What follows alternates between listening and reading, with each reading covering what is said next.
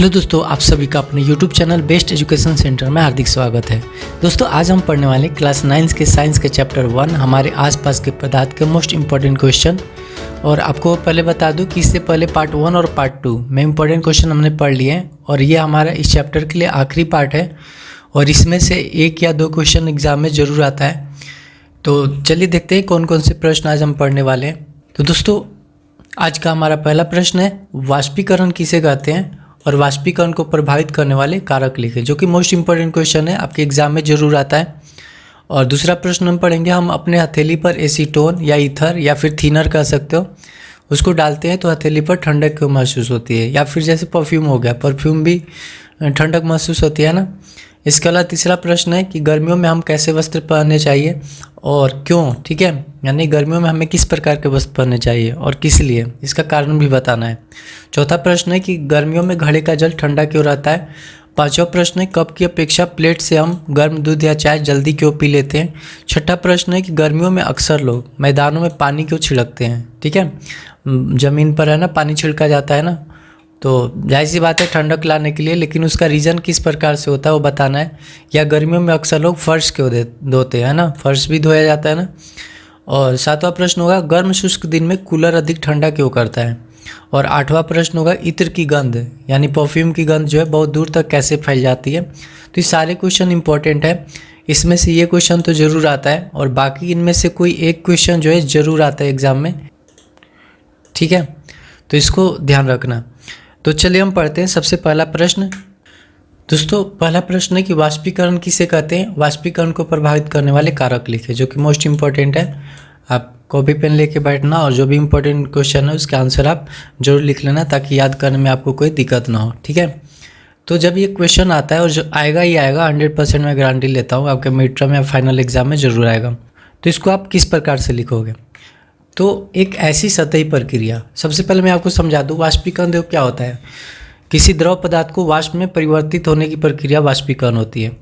या फिर इसमें देखो आप कैसे लिखोगे, एक ऐसी सतही प्रक्रिया जिसमें द्रव पदार्थों में सतह के कण क्वथनांक से कम तापमान पर ही क्या होता है वाष्प में परिवर्तित होने लगता है। यानी कई बार होता है कि कोई द्रव पदार्थ है जैसे पानी है, अपने क्वथनांक से पहले ही क्या होता है वाष्प में परिवर्तित होने लगता है। तो इस प्रक्रिया को हम क्या कहते हैं वाष्पीकरण। जैसे आपने देखा होगा जब हम कपड़े धोते हैं, ठीक है, तो कपड़े जब सुखाते हैं तो क्या पानी का जो टेम्परेचर होता है, कपड़े में जो पानी होता है वो टेम्परेचर क्या 100 डिग्री सेल्सियस पर जाके वो वाष्प में परिवर्तित होता है।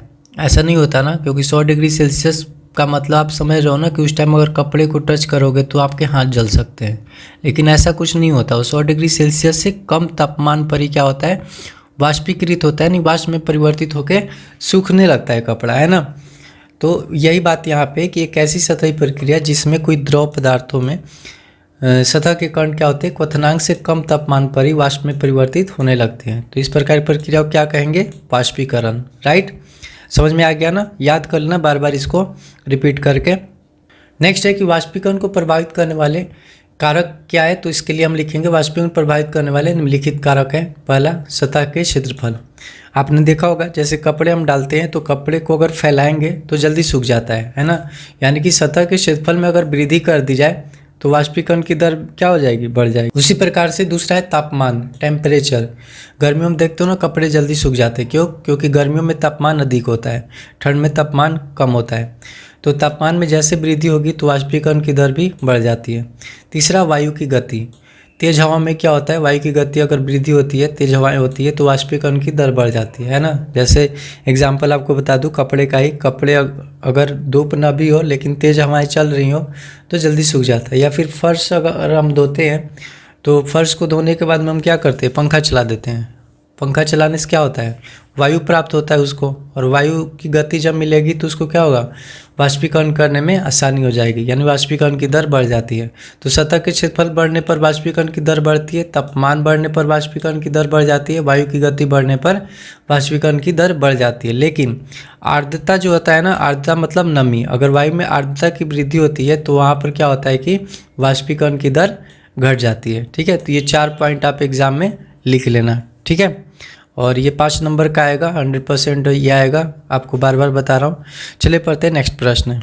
दोस्तों नेक्स्ट प्रश्न है कि हम अपने हथेली पर एसीटोन या ईथर डालते हैं तो हथेली पर ठंडक क्यों महसूस होती है। ठीक है, ये इंपॉर्टेंट क्वेश्चन है, एग्जाम में कई बार आ चुका है कि हथेली पर जब भी कोई एसीटोन या ईथर या फिर थिनर है ना डालते हैं तो क्या होता है, ठंडक फील होता है। और इसका रीज़न क्या है, तो अगर हम अपने हथेली पर एसीटोन या ईथर डालते हैं तो हमारे हाथ से ऊष्मा लेकर, हाथ हमारा गर्म रहता है ना, तो हाथ से ऊष्मा लेकर वाष्प में परिवर्तित हो जाते हैं, यानी वाष्पीकृत हो जाते हैं। ठीक है, कौन वाष्पीकृत होता है, एसीटोन या फिर ईथर या फिर थिनर, है ना, जिसके कारण हमारे हथेली को क्या होगा, ठंडक महसूस होता है। जब भी वाष्पीकृत होगा तो ठंडक फील होगा, है ना। जैसे फर्श जब धोते हैं तो फर्श धोने के बाद क्या होता है कि जैसे ही सूखता है ना, सूखने के साथ ही धीरे धीरे क्या होता है, रूम जो है ठंडा हो जाता है ना। तो ये इसका रीज़न हम लिखेंगे। नेक्स्ट प्रश्न है कि गर्मियों में हमें कैसे वस्त्र पहनने चाहिए और क्यों पहनने चाहिए। ठीक है, ये भी इम्पोर्टेंट क्वेश्चन है। तो इसमें लिखेंगे कि गर्मियों में हमें सूती वस्त्र, ठीक है, सूती वस्त्र पहनना चाहिए। और एक बात और ध्यान रखना, गर्मियों में हमें लाइट कपड़े पहनने चाहिए, डार्क कपड़े नहीं पहनने चाहिए। ठीक है, क्योंकि लाइट कपड़े सूर्य के प्रकाश का अवशोषण कम करता है, जबकि डार्क कपड़े जो है सूर्य के प्रकाश का अवशोषण करता है ना। तो इसलिए आप ध्यान रखना, गर्मियों में हमें कैसे पहनने चाहिए, सूती वस्त्र। क्यों, क्योंकि गर्मियों में हमें क्या होता है, पसीना बहुत आता है। और सूती वस्त्र क्या होते हैं, पानी के अच्छे अवशोषक होते हैं, यानी कि वो पानी को सोखते हैं। ठीक है, तो हमारे पसीने को भी क्या कर लेते हैं, अवशोषित कर लेते हैं। और अवशोषित करने के साथ ही वायुमंडल से ऊष्मा प्राप्त करके क्या होते हैं, वाष्पीकृत। और जब जब भी वाष्पीकृत होगा, ये बार बार ध्यान रखना, जब जब भी वाष्पीकृत होगा तो क्या होगा, हमें ठंडक और आराम मिलेगी। ठीक है, यानी कि हमें ठंडक फील होगी। नेक्स्ट प्रश्न है दोस्तों, गर्मियों में घड़े का जल ठंडा क्यों रहता है। ठीक है, गर्मियों में घड़े का जल देखते हो ना, ठंडा हो जाता है। तो इसका रीज़न क्या है, तो यहाँ पर भी सब इस जितने भी क्वेश्चन है ना, सब में वाष्पीकरण, बस वाष्पीकरण ध्यान रखना है। तो घड़े जो होते हैं मिट्टी के बने होते हैं, जिसमें अधिक संख्या में छोटे छोटे छिद्र पाए जाते हैं, जिनसे पानी क्या होता है, बाहर रिसता है, यानी कि उनसे पानी जो है रिसता है, यानी सोखता है वो मिट्टी। और बाहर रिस कर क्या करता है कि वायुमंडल से ऊष्मा प्राप्त करके वाष्पीकृत हो जाता है ना। घड़ा देखोगे ना, पानी से भरा हुआ है तो बाहर भी गीला होता है, क्योंकि अंदर से पानी जो है ना छोटे छोटे छिद्रों से बाहर आता है। और बाहर आने के बाद वायुमंडल से जो गर्मी प्राप्त होती है, उसको ऊष्मा प्राप्त होती है, उससे वाष्पीकृत हो जाता है। और वाष्पीकृत होकर क्या होगा, जिससे घड़े को शीतलता मिलती है, यानी कि घड़े को शीतलता मिलती है और साथ में घड़े में रखे जल को भी क्या करता है, वो ठंडा कर देता है। ठीक है, तो इस तरीके से हम लिखेंगे कि घड़े मिट्टी के बने होते हैं, जिसमें अधिक संख्या में छोटे छोटे छिद्र पाए जाते हैं, जिनसे पानी बाहर रिसता है और वायुमंडल से ऊष्मा प्राप्त करके वाष्पीकृत हो जाता है, जिससे घड़े को शीतलता मिलती है और घड़े का जल ठंडा रहता है। ठीक है, नेक्स्ट प्रश्न है कि कप की अपेक्षा प्लेट से हम गर्म दूध या चाय जल्दी क्यों भी लेते हैं ना। आपने फील किया होगा कि जब कप या गिलास में हम चाय या दूध गर्म लेते हैं तो जल्दी ठंडा नहीं होता, लेकिन वही अगर कोई बड़े पात्र में, जैसे मान चलो कटोरा हो गया या फिर गिलास से हमने किसी प्लेट में डाल दिया तो क्या होता है, जल्दी ठंड हो जाती है। इस वजह से हम जल्दी पी लेते हैं। और जल्द ठंड क्यों होती है, क्योंकि देखो प्लेट की सतह का क्षेत्रफल कप की अपेक्षा अधिक होता है। और हमने अभी पढ़ा है कि क्षेत्रफल बढ़ने से क्या होता है, वाष्पीकरण की दर बढ़ जाती है ना। तो ये बात यहाँ पे है कि प्लेट की सतह का क्षेत्रफल कप की अपेक्षा अधिक होता है, यानी क्षेत्रफल में वृद्धि हुई। तो हम जानते हैं कि सतह का क्षेत्रफल बढ़ने से वाष्पीकरण की दर बढ़ जाती है, इसलिए क्या होता है, जिसके कारण प्लेट में रखी दूध या चाय जल ठंडा हो जाती है और हम जल्दी पी लेते हैं। ठीक है, लिख लोगे ना। नेक्स्ट प्रश्न है कि गर्मियों में अक्सर लोग मैदानों में पानी क्यों छिड़कते हैं, या फिर ये कह सकते हैं गर्मियों में अक्सर लोग फर्श क्यों धोते हैं। ठीक है, तो इसका आंसर भी वही है, वाष्पीकरण के कारण। तो लिखेंगे इस तरीके से, गर्मियों में जब मैदानों में पानी छिड़कते हैं या फर्श को धोते हैं तो पानी ज़मीन से ऊष्मा लेकर वाष्पीकृत हो जाता है ना।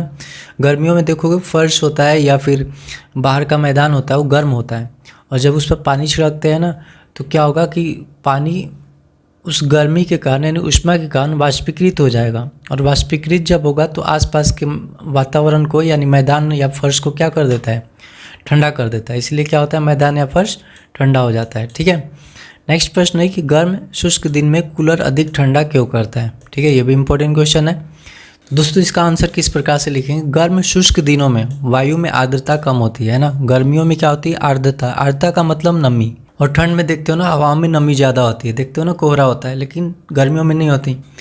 तो गर्म शुष्क दिनों में वायु में आर्द्रता कम होती है और तापमान अधिक होता है ना।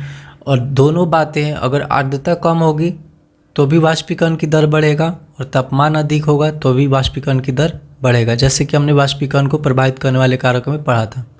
तो इसलिए वाष्पीकरण की दर बढ़ जाती है और इसलिए कूलर के अंदर का पानी क्या होता है, वाष्पीकृत हो जाता है और वाष्पीकरण से शीतलता उत्पन्न होती है, जिससे कूलर से जो हवाएं निकलती है ना तो कमरे को ठंडी हवा प्रदान करता है। ठीक है, अब पढ़ते हैं नेक्स्ट प्रश्न।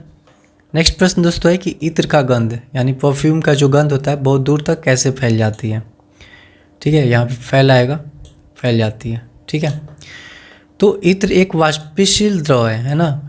इत्र क्या होता है, एक ऐसा पदार्थ होता है जो कि जल्दी से वाष्पीकृत हो जाता है। ठीक है, यानी जो तेजी से वाष्प में परिवर्तित हो जाता है तथा वायु के कणों के साथ मिलकर सभी दिशाओं में तेजी से फैल जाता है। क्योंकि वाष्प जो है ना, वाष्प में कणों की गति जो होती है बहुत अधिक होती है। कणों की गति जब अधिक होगी तो बहुत दूर तक क्या होगा, आसानी से बहुत तेजी से फैल सकता है ना। तो इसके कारण इत्र की गंध बहुत दूर तक फैल जाती है।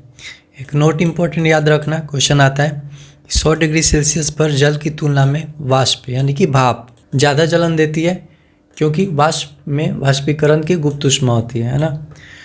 ये पिछले वीडियो में भी मैंने समझाया था कि 100 डिग्री सेल्सियस पर जल की तुलना में जो भाप होता है ना वो ज़्यादा जलन देती है। जैसे रोटी देखते हो ना, रोटी से जो भाप निकलता है कैसे उंगलियां जल जाती हैं। ठीक है, और वाष्प में कणों की गति भी अधिक होती है, तो इस वजह से क्या होता है कि वाष्प अधिक जलन पैदा करेगा, जबकि 100 डिग्री सेल्सियस पर ही जल कम जलन पैदा करेगा। ठीक है, यही सारे इंपॉर्टेंट क्वेश्चन है, इससे एक भी बाहर नहीं आएगा। ठीक है, तो आप इसको अच्छे से याद कर लेना। फिर मिलते हैं नेक्स्ट वीडियो में, तब तक के लिए बाय बाय दोस्तों, जय हिंद।